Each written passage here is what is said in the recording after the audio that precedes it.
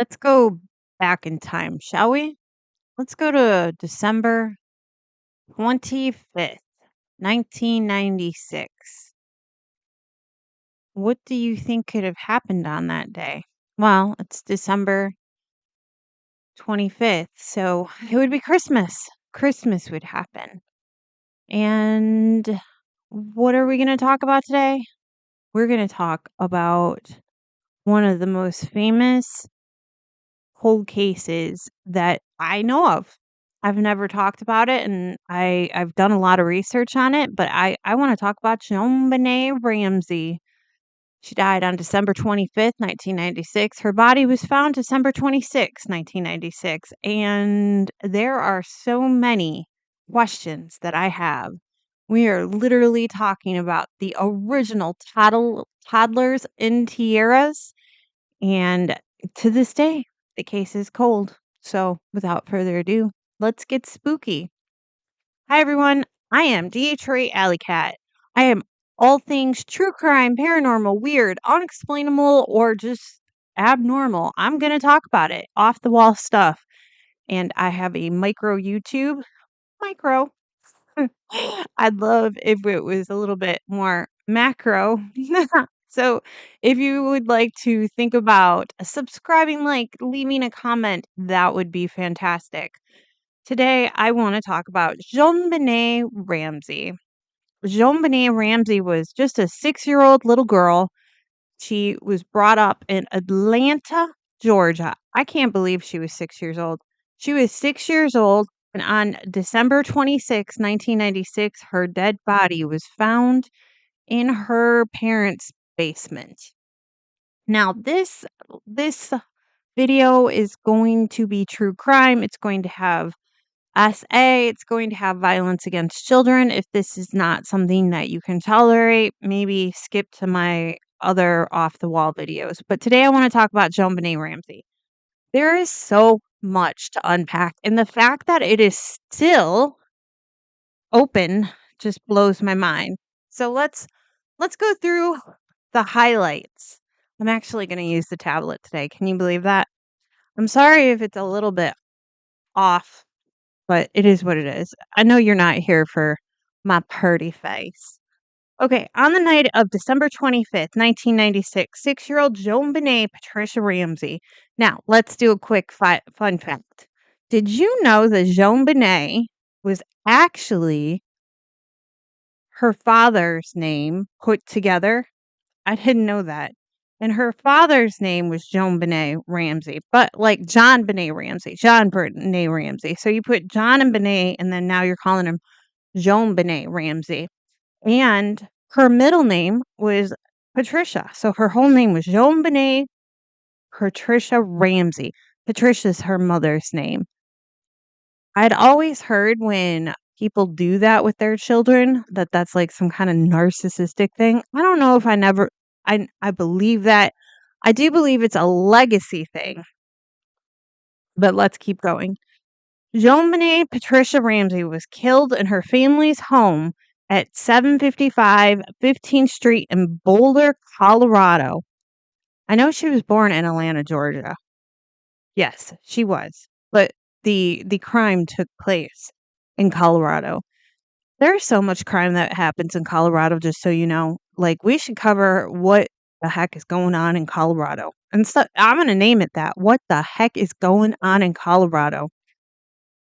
She was reported missing early on December 26th, and her body was found about 7 hours later in the basement of the house. And let me tell you about all the things that occurred, from noticing JonBenét was missing to having people come over looking for her to her body being found. It was crazy, crazy.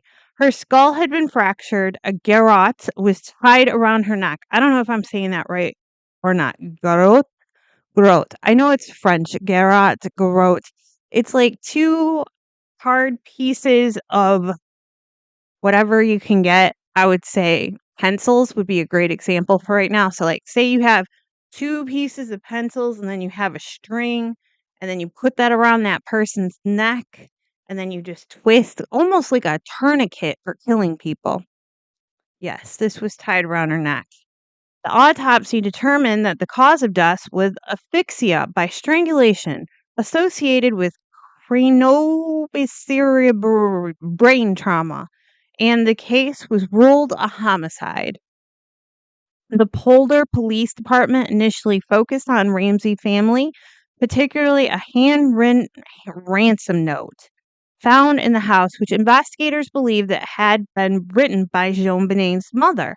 Well, let me tell you why they thought it was written by JonBenét's mother. Okay, let's just talk about the events. Okay, I guess I jump around too much. That is what I've been told. So I'm gonna finish why I think that the note was written by JonBenét's mother. The handwriting is almost identical, and the note itself is like a copy of a Dirty Harry movie. It's not even a real ransom letter, and it's asking for 118,000. Well, would you like to take a wild guess of what John Benet Ramsey got as a Christmas bonus this year? If you say $118,000, you would be correct. Now, the first thing that I thought of was, wow, what a huge, big bonus JonBenet got. And you know what? That's because JonBenet was a well-off man. He was like some kind of high-up executive sales dude that made a lot of money, and he got a bonus of 118,000. The thing that is notable is in this ransom letter demanding money for JonBenet, they said 118,000. And also, this ransom letter was written in the house on a pad of paper in the house, and it also had like a first draft. I don't know if they found the first draft or what, but they could tell that it had been written and the person had practiced before. Crazy. And it was obviously the same writing as Patricia. Now, I just want to be honest, we can't ask Patricia anymore about this cold case. Patricia has long since passed of ovarian cancer. So even if she had something to do with this crime, I don't believe that JonBenét Ramsey will ever get justice, but we're going to still do this anyway. So the Boulder, okay, let's talk about the events. That's what I wanted to do. All right. So JonBenet and Patricia, by the way, Patricia was like this, I think she grew up in Georgia, and she had done pageants herself, and she was like this, they call her a girly girl or whatever. She was a pageant lady, and she had a lot of things going on. A lot of people had opinions of her. I don't know what's true and what's not true, because there's so much opinion about this case. But what we do know is every year the Ramseys would have these big Christmas parties on Christmas Day, apparently, at their house. I don't know if I'm just not in rich people land. I think that's weird, Like, I think that, like, when Christmas comes, I just want to chill at home, not do anything, spend the day with my family. But apparently these people had everybody and their mother come over for Christmas. And that's weird, because it wasn't just family. It was like friends and all types of people. People they didn't even know were at their house on Christmas. And the other thing that I think about a lot is like these kids were just kind of like running around. Like, I guess 1996 was another time, another place. They did things different back then, but still. So at night, Patricia, I guess they called her Patsy, tucks in her child, she says around 11 a.m. I think it was earlier than that. Was it 11 a.m. and 9 p.m.? Do you like how I go back and forth? Just seems like 11 a.m. is kind of late. Let's say between 11 and 9 a.m., okay? Or wait, no, I'm sorry. Between 9 p.m. and 11 p.m., right? Then Patricia gets up before 5:52. She notices that JonBenet is not in her bed, and she decides that she's gonna like freak out. She wakes her husband up, and she checks the house. She's looking around. She telephones the police at 5:52. Now, keep in mind, they did find a ransom note, And on the ransom note, it said, if you call the police or something like this, then, JonBenét is dead. And I just think it's also odd that the first thing that Patricia did was call the police, like no thoughts to the letter at all. I can't tell you what I would do. Maybe I wouldn't call the police, but it is something to be noted. So they call the police come there, they're doing a missing persons report. Now, at this time, we all know that JonBenét, the 6-year-old, is dead in the basement. If you didn't know, I'm going to tell you. She's dead in the basement.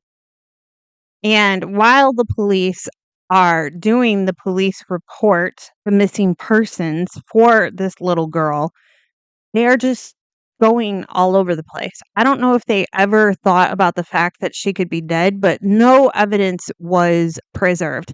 And also at this time, Patsy decides, I'm going to call my pastor and my friends. And she did. She called them all. They all came to the house, which weird, weird. I don't know. My kid's missing. I'm not going to have my friends and pastor come over to hold my hand, but she did. Other people are different than me. I'm a get on my motorcycle and find the son of a bitch kind of girl, but that's just me. And if somebody took my daughter, I'd probably lose my shit. But let's go back to Patsy. So Patsy invites these people over, and now, the normal thing to do when someone's upset, I guess, is to clean up. But the unnormal thing to do is if there could have been a crime in the house, is not to clean up. But we never thought to preserve, like, the police never thought to tell people, like, don't clean up. I don't know, but her friends and family and pastor cleaned up. Like, they took cleaner, sprayed it all over the place, and cleaned it. And for 7 hours, they sat in that house waiting to hear something about JonBenét. And at a certain time in the day, 7 hours later, the police were like, "You know what? We should go all over the house, room to room, keep checking." I don't know why it took 7 hours to do this. I would have done this, like, immediately, but okay. So they went room to room checking, and downstairs in the basement, her father checks one of the doors, which apparently they didn't look in there to begin with. And mind you, there's a lot of other little tiny details about these things, but I'm trying to keep it short because if you want to do a 7-hour JonBenét, we could, but I don't feel like you do. And so her father goes in the basement, opens the door, runs inside, and instead of like leaving his child on the ground because DNA, evidence, all that stuff, he picks up JonBenét, who he finds in this room, and carries her upstairs to the police and says, "Look," I'm sure he didn't say it like this, "Look what I have found." And there was screaming, lots of dramatic things happened, and JonBenét had been found, and they took her immediately to the coroners to do an autopsy and all that good stuff. And in the beginning, I found it really odd that she was not sexually assaulted. But then a couple days later, it comes out that she was indeed. My dog just snored, and it was the scariest noise. It sounded like a demon from hell. Okay, so anyway, back to the story. Not the story. I wish it was a story. So his snoring is crazy. So anyway, this is kind of gross. They find out that one of the paintbrushes assaulted JonBenét's, and it was Patsy's paintbrush, and it's in Patsy's stuff, which is weird. And also, there's trauma done to her genitals, and it looks like somebody cleaned up, which I would just like you to note that somebody cleaned up, like anybody would clean up for sure. But like also take note of the fact that the house got cleaned up while they're waiting to find JonBenét Ramsey. And I just think that's crazy. So the first thing that happens is like the media, the community, everybody blames this family. And I mean, honestly, I kind of blame the family too for reasons, but to be the devil's advocate, you don't really know how you're going to react to a situation like that until it happens to you, and I would never wanna know what I would do in that situation, to be honest with you. I just feel like their actions were suspicious. Were they suspicious or were they just tripping out and not knowing how to properly process what's happened? Only God knows. Can you believe I said that? I did. Only God knows. However, they JonBenét had a brother, and his name was I always forget this little dude's name. It's not Burritt. It's on here somewhere. Okay, let's just call him brother for right now. I mean, it's not it's important, but it's not important at the same time. So this little boy, he he's been through a lot. Can you imagine having a sister murdered and then put in the basement and all these things happening? And this kid acted weird. He he was on different like news channels. He'd been interviewed when he was an adult. They interviewed him and he was just drug all over the place. I think he was like 2 years older than her, and everybody blamed him, said that it was his fault that he did it and that he acted weird. Yeah, he acted really weird. Can you imagine? I don't think this kid did it. I don't think he had nothing to do with it, but he he did act weird. But also, his sister was murdered, and I guess, like, everybody's biggest complaint was that he would go on live TV and he would laugh, but, like, people laugh when they're nervous. I do. I laugh when I'm nervous, to be honest with you, and I watched these interviews of him, and I gotta tell you, he looked pretty dang nervous. Where is this girl's brother? You think that they would put that in here? I'm just gonna Google it. Is that, like, unprofessional of me to Google things while I'm doing the actual video? But I feel like we should at least know his name, right?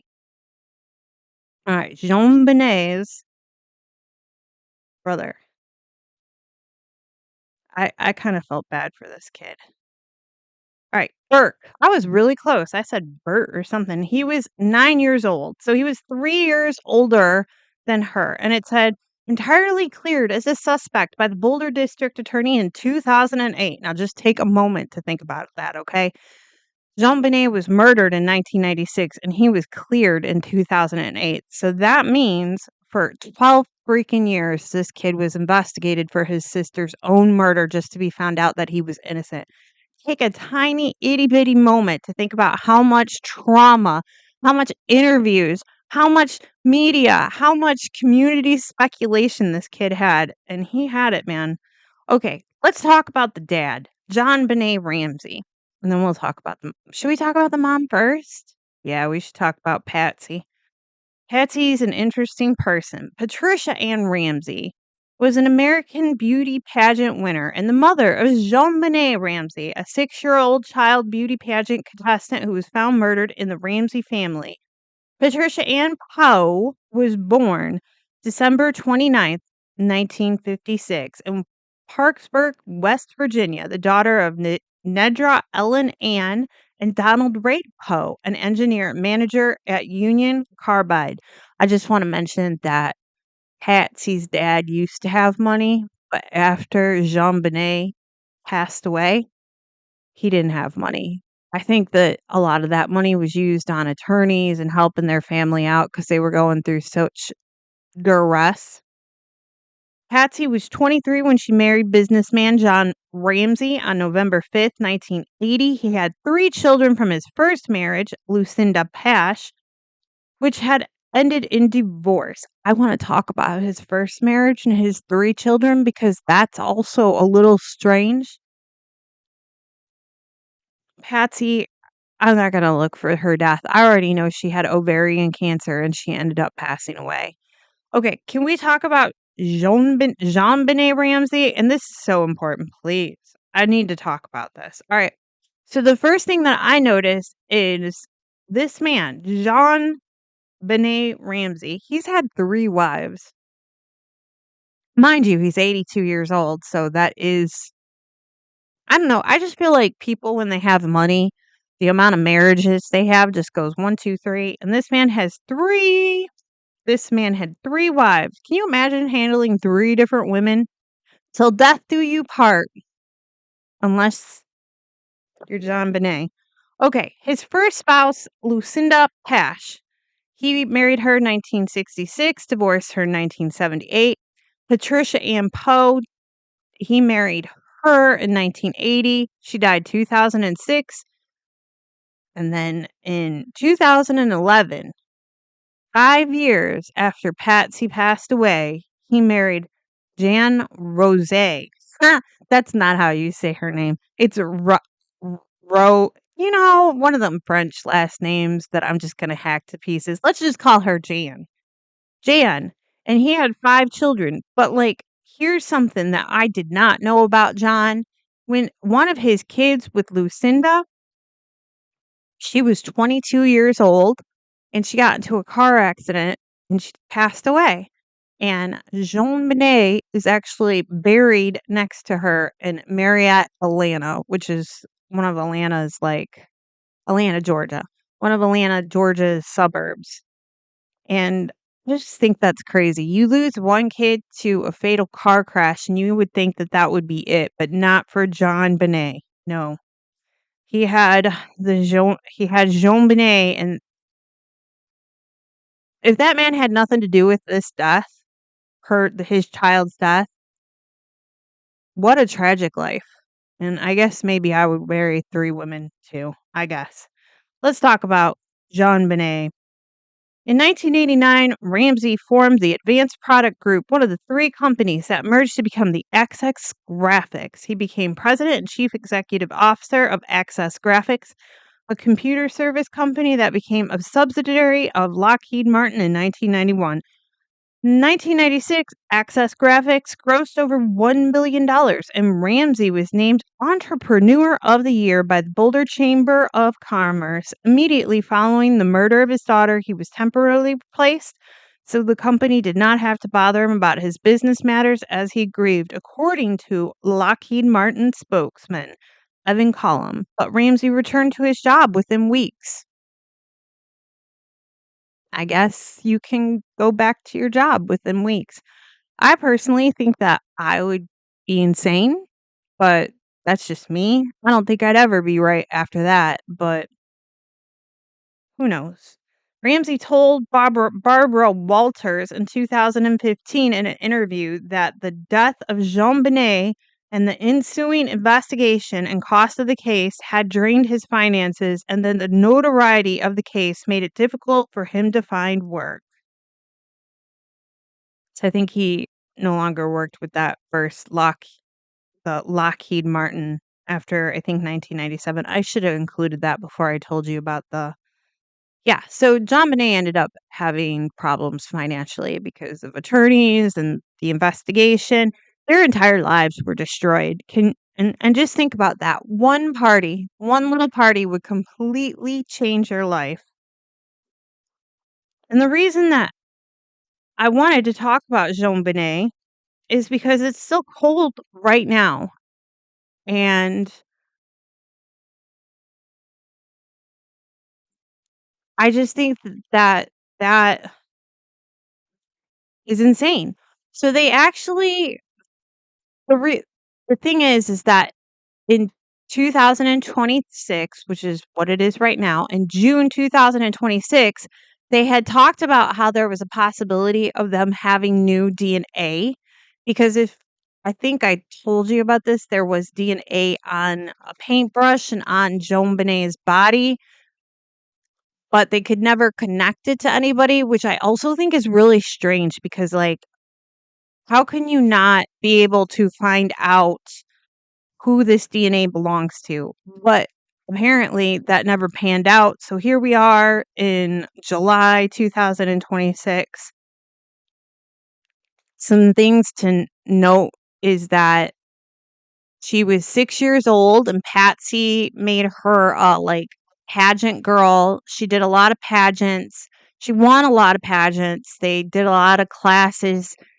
And it was kinda crazy because she was just a baby. She was so tiny, and she was, like, practicing 3 to 4 days a week towards these pageants, and she was had her hair was bleached, she had manicures, she had fake eyelashes, she had fake tans. I know that 1996 is another time, but they're still doing this to babies, and, um it is a cultural difference, especially coming from Georgia. I know they lived in Colorado, but they did come from Georgia. But I don't know. I think there should be a cap on kids who do pageants, like 13, 14. I don't know. I just don't like it. I think it's like a candy store for pedophiles. And I think that the fact that Patsy's handwriting matched this ransom letter that they found. The ha it just is such a strange thing, and the fact they invited friends over, and the friends cleaned up, and they could never preserve the case, and it's not like this was, like, a family that didn't have money, because this was, like, an affluent family. This was, like, an important family, and not only that, this case was, like, the headlines, the headlines. I don't know if you were alive in 1996, but that was all you could hear about was JonBenét, JonBenét. And you know what? While researching this case, I was looking at pictures of JonBenét, and the first thing that really caught my attention was just how tiny this little girl was, how much of a baby she was. Just a 6-year-old little baby. And I don't wanna be judgy, but, like, at the same time, there's so many things to judge.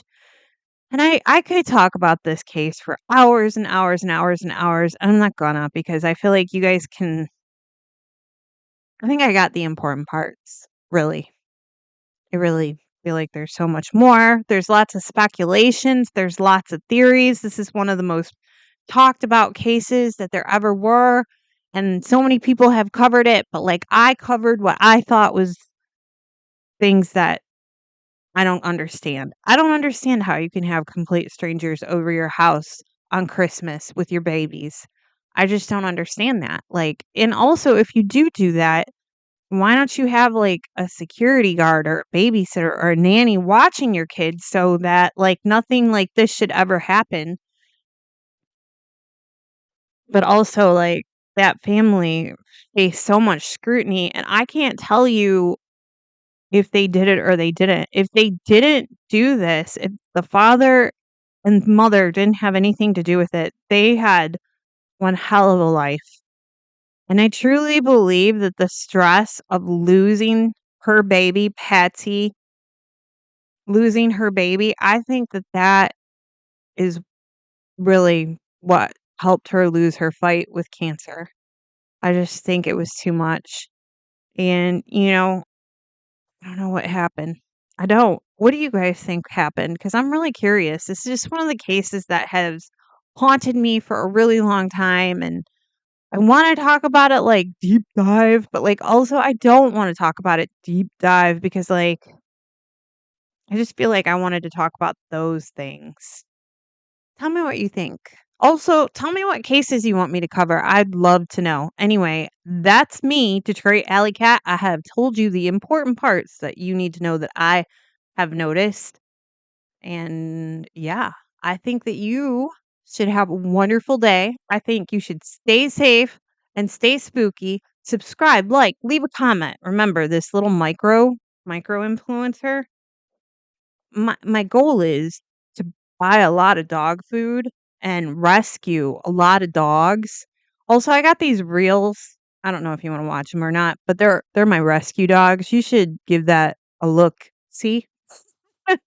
Because if you like true crime, you need to have like an emotional support dog, and sometimes that's hard to do. So you can just adopt mine temporarily for 60 seconds. Go on my reel, say emotional support pup. I'll know why you're watching it and I'll laugh. I'm gonna let you go now. I hope you have a fantastic True Crime Tuesday. Thank you for turning into my little channel on the corner. Stay safe, stay spooky.